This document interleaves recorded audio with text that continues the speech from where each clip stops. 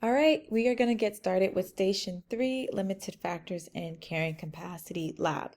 So the first step that you need to do is pause the video, write down your learning objective, which is students will be able to use a simulation to understand how populations are influenced by limiting factors in order to explain how carrying capacities are reached in ecosystems.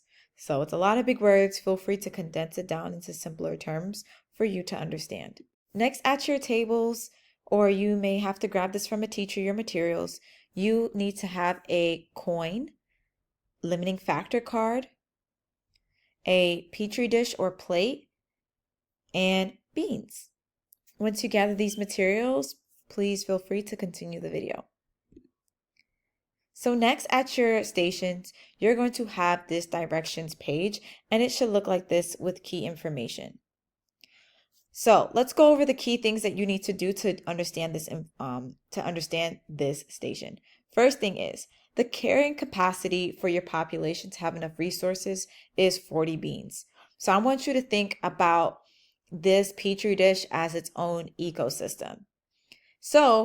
And all of you have different organisms that are eating at this. So this will be your resources, is your beans. Your population is going to be what's eating these beans, but you're not literally going to eat the beans. If your population goes over the carrying capacity, which means that they need too much resources, there's going to be huge consequences for your ecosystem. So here are the steps that you need to follow for rounds 1 through 6.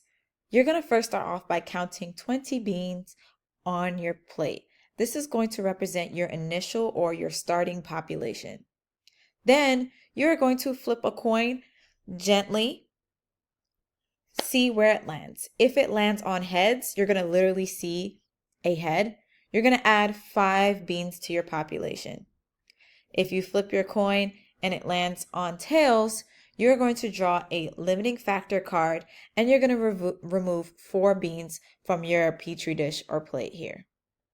Now, if you get tails 3 times in a row, you're going to have to remove half of your population due to a major environmental event.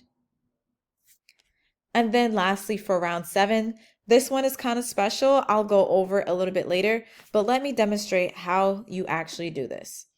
So in this example, let's pretend I flipped my coin. I did it carefully. It landed safely on my desk, and I got tails.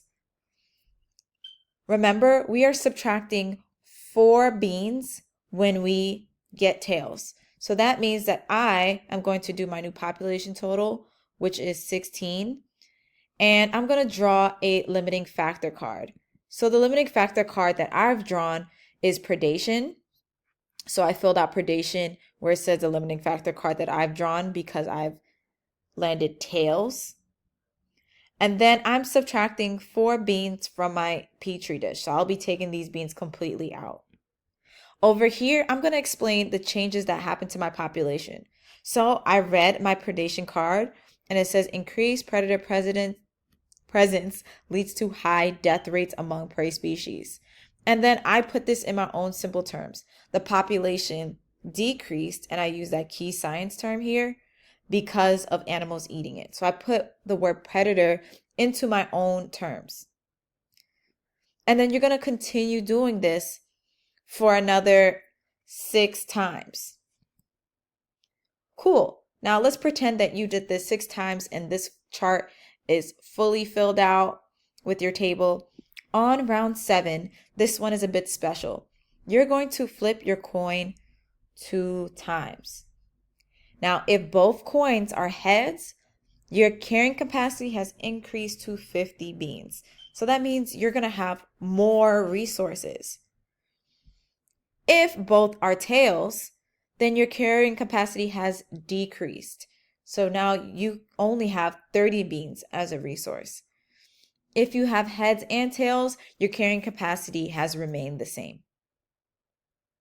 And that's where you do your final total population total here to see if your population has survived all of the environmental changes.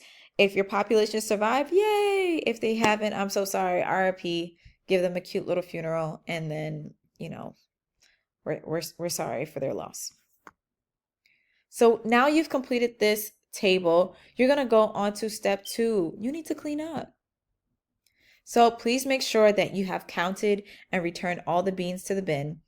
You've placed the cards back.